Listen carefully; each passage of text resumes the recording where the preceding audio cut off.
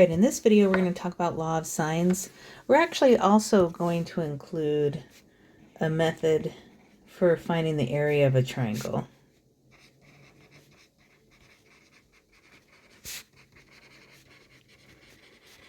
All right. So in these notes, we're going to have these 5 things. We're first going to look at what the law of sines is and how to derive it, where the formula actually comes from. And then I have some easy examples of how to use law of sines. Law of sines is not a complicated formula, so you'll see these problems aren't going to be that hard. Then we're going to look at this method for finding the area of a triangle, and then we're going to look at an example using that. And that's pretty much it for the notes today. So let's look at the law of sines. Okay, so it's not that hard to derive either, so I am going to take the time to do this one with you guys. Let's just start off with a triangle. Now, this time we're not necessarily talking about right triangles. We're just talking about a general triangle, and triangles that aren't right triangles, these are called oblique triangles. They're not right triangles. That's all an oblique triangle is. Okay, so let's take a look here. I'm just going to go ahead and label the sides A, B, and or the angles A, B, and C. Now, because we don't have a right angle, it doesn't matter where the A, B, and C go. You can put them anywhere. Once we have that, then we know that this is side little c, this is side little a, and this is side little b. And I'm specifically going to label that entire side as B simply because now we are going to drop an altitude from angle B. An altitude is the same thing as the height, so it's got to make a right angle. And so this altitude cuts this side up into 2 parts. Because this triangle isn't necessarily symmetrical, we can't assume that this part is equal to this part. So we know the whole thing is B, but we have no idea what each part is. But we do know that we have the height of the triangle right there. Okay, so what can we do with this? Well, what I've done now is I've actually created 2 right triangles. If we look at the triangle on the left right triangle, I like saying that. But if we look at this yellow triangle, so from the yellow triangle, I can, since I have angle A is part of the triangle, and I have H and I have C. H is opposite. C is the hypotenuse of this yellow right triangle. I can write an expression involving sine. I can say the sine of angle A is the opposite over the hypotenuse. Okay, not very special. I can do something similar with the triangle on the right-hand side, which I'll highlight in green. I can, looking at the green triangle, again, I have an angle in it. I have angle C, and I also have the opposite and hypotenuse. I can write another sine expression or sine equation. The sine of angle C is the opposite over its hypotenuse. So what can I do with these? Well, they both have an H in them. So if I solve this first equation for H is the same thing as little c times the sine of A. And if I solve for H on the second sine equation, I have H is equal to little a sine of C. And since both of those equations equal H, I can set them equal to each other and say C sine A is equal to A sine C. Now that's kind of cool looking. I can make it look even cooler, because if I divide both sides by little a little c, then I get the sine of A over little a is equal to the sine of C over little c. And that's a cool little equation. And that's essentially our law of sines. Because then I could do the same kind of thing. I could imagine taking this triangle and drawing an altitude from angle A.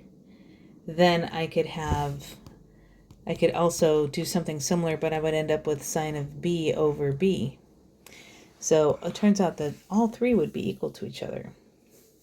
That part I won't bother doing.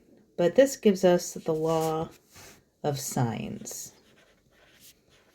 The law of sines says this, that the sine of big A over little a is equal to the sine of big B over little b is equal to the sine of big C over little c. Dun, dun, dun. Or we can also flip the triangles. Whenever you have a proportion, whenever you have a fraction equals another fraction, you can also flip the fractions and the equality still holds. In other words, I can say little a over sine A is equal to little b over sine B is equal to little c over sine C. And that is it. That is our law of sines. Now, why do we have the two forms? Why do we make a big deal out of that? Well, the reason why we make a big deal out of that is because it's just easier to use one form, and sometimes it's easier to use another form. And basically, use this form when solving for an angle.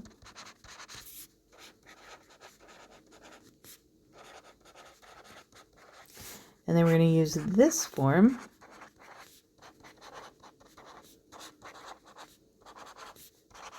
when solving for a side. So can you figure out why?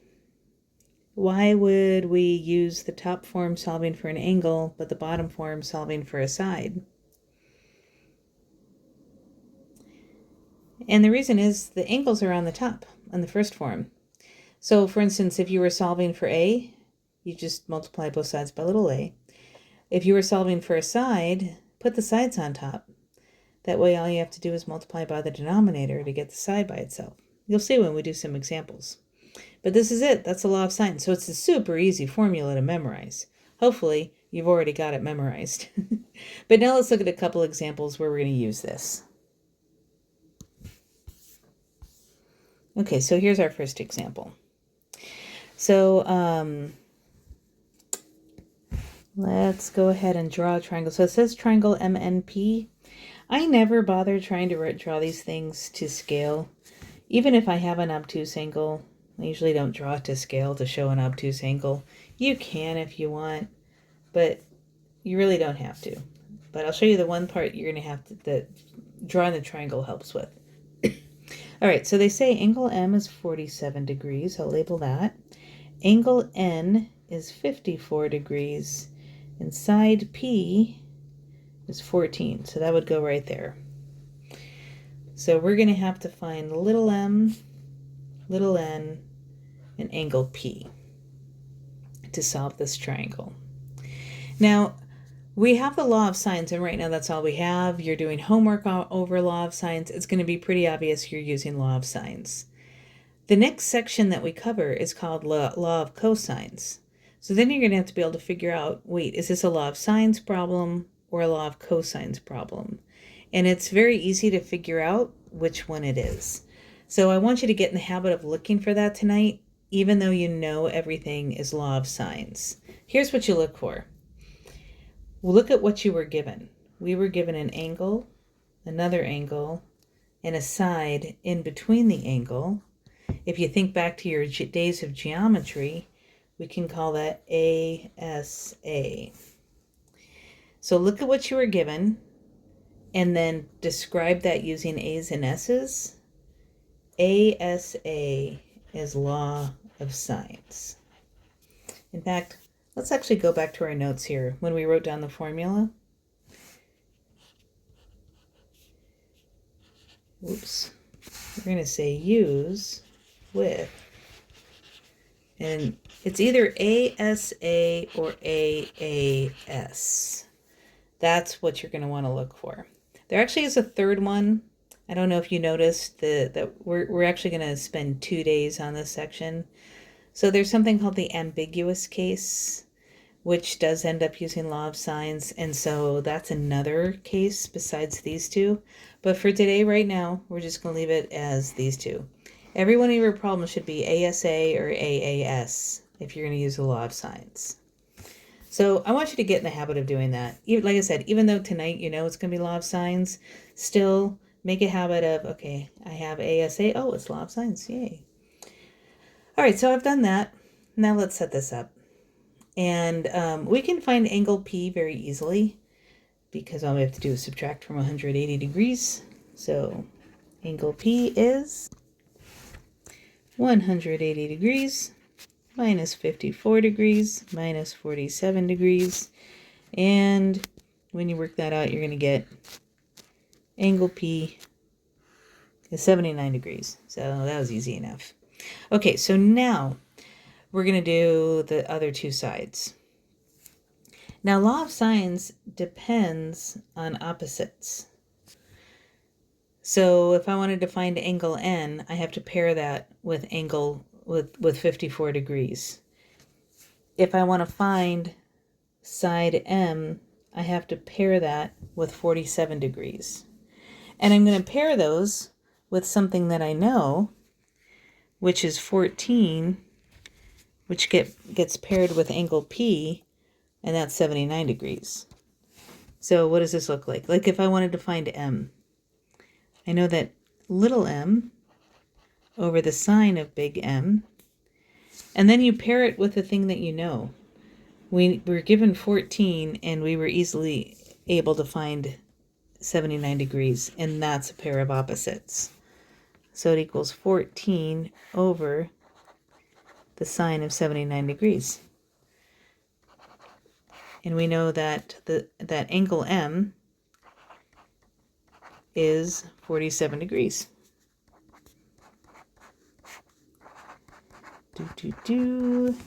And so then it's easy enough to solve for M. See, this is why we put, if we're looking for the side, we put the side on top, because all we have to do is multiply by the bottom. So 14 sine 47 degrees over the sine of 79 degrees is little m, and then I work that out.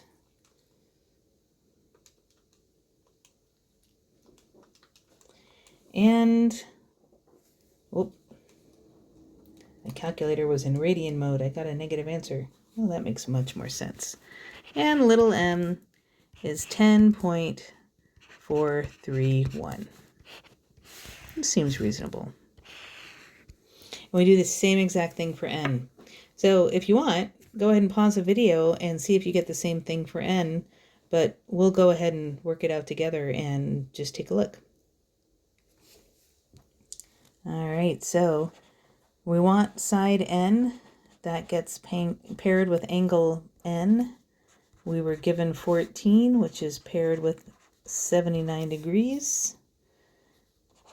We know that angle n is 54 degrees. So little n is 14 sine of 54 degrees over the sine of 79 degrees. And when we work that out, we get that little n is approximately, I should have had an approximate symbol over here, 11.538. And there we go, we've solved our triangle now. So that's all there is to law of signs. It's really not too bad. There's our first example. Okay, let's look at another one.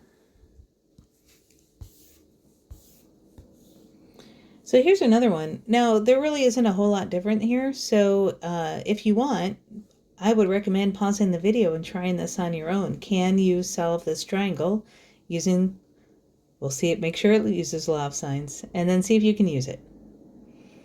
But we'll go ahead and we'll do it together. I'll work it out, and then I'll just go through the solution with you. But pause the video now and try it on your own.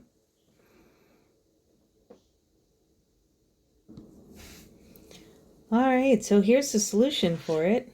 And so I drew the picture, and looking at what we were given 39 degrees, 113 degrees, and 43. This time the side is not between the angles, but we do have two angles and a side. So this is AAS, which is still law of sines. So remember, get in the habit of looking for that. Because you're always going to be given two angles, you can easily find the third angle just by subtracting from 180. So that's what I did there. And then it doesn't matter which side you find first. I went ahead and found Q. So little q over sine of big Q is, and here's the pair of opposites that we know. 43 is opposite 39 degrees. So it's equal to 43 over sine 39. I filled in my angle Q, solved for Q. This is my exact answer. On the calculator, I get this approximation. Same exact thing for S. Still setting it up with the pair that we know. And this is similar to a question that was asked in class last time. We do know Q now. And so you could say we have this pair of opposites we could use, except this is an approximation. If you have a choice, don't use an approximation as part of finding another answer. We know exactly this is 43 and that's 39 degrees. We're going to stick with those. Because if you use an approximation to get another approximation, you can get what's called a compound rounding error. And it just throws your answer off even more. So you want to avoid that. I mean, it's logical. It makes sense. If you don't have to use an approximation, don't use it. So anyway, same exact thing for S, and we get this. And you can do a quick little check for, does it seem reasonable? This number is pretty big compared to this, but actually that makes sense because angle S is a lot bigger than the other two angles. So it makes sense that the side opposite it would be bigger than the other two sides. In fact, there's a theorem, I don't know if you remember a theorem from geometry that says opposite the biggest angle is the biggest side, and opposite the smallest angle is the smallest side, which is exactly what we have. So it does seem reasonable. All right, so that's pretty much it for law of sines. Now let's look at area of a triangle.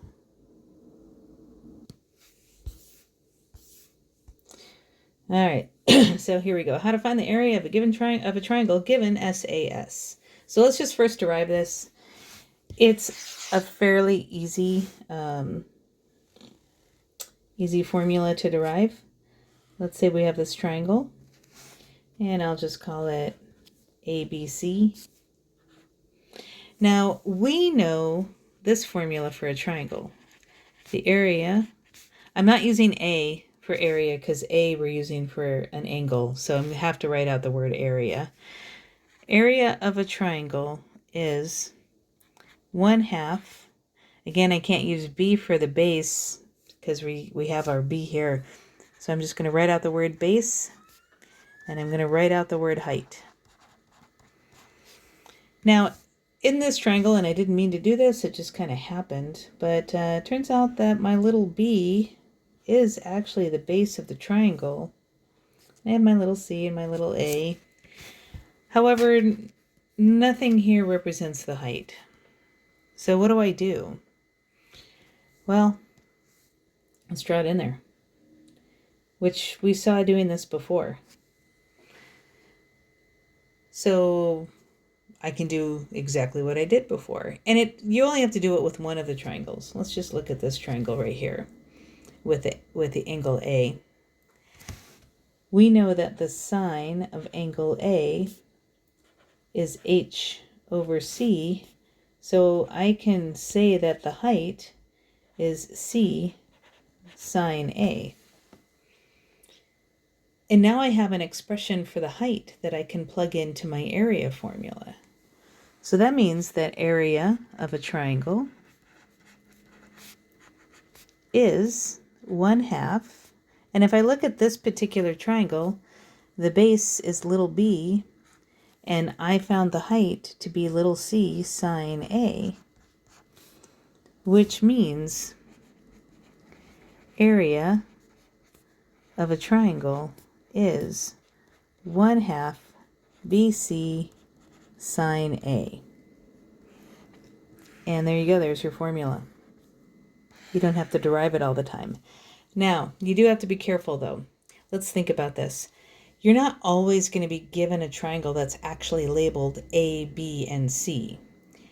So, in fact, sometimes you'll see different forms of this. You'll see like 3 different forms of the same formula given. Oh my God, don't do that. Don't worry about memorizing all those different forms. Let's take a look at this. This involves little b, little c, and angle A. So first of all, that's our SAS that I'm talking about. So you always have to be given SAS. The angle is the angle in between the sides. This angle is in between the 2 given sides. This angle is between the 2 sides of this triangle. And so this formula is true, and we can say where A is, we call it the included angle. The angle that's between the sides, it's called the included angle. So we say where A is included between sides B and C. So, and I'll show you this. That's going to be our example that we look at. There it is. There's our formula.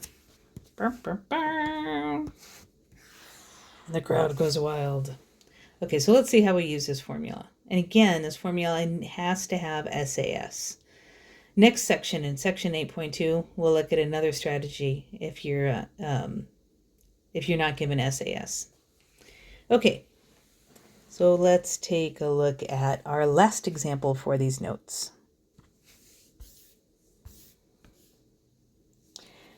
So it says find the area of triangle DEF, given E is 4 inches, F is 7 inches, D is 79 degrees, or is 99 degrees. All right, well, we got to draw a picture. I'm going to purposely draw my triangle kind of off kilter here. So we got D, E, F. We know angle D is 99 degrees. We know side E is 4 inches. We know side F is 7 inches. So the first thing, SAS, our formula applies. So we have SAS, so we know the area is 1/2 BC sine A.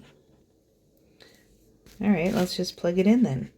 So the key, again, we don't actually have things labeled as B, C, and A, but B and C are any 2 sides of the triangle. In this case, we're given 7 and 4. And then angle A always has to be the angle between sides B and C. Between 7 and 4 is 99 degrees. That's got to be the angle that we use. And then we just work it out. Take out your calculator, work it out, and you will get that the area is approximately 13.828, and my units in this case would be square inches. And that's it. That's all there is to using this formula. So again, remember this angle has to be the angle between these 2 sides. If you're not given that, then you have to do something to solve the triangle to find that.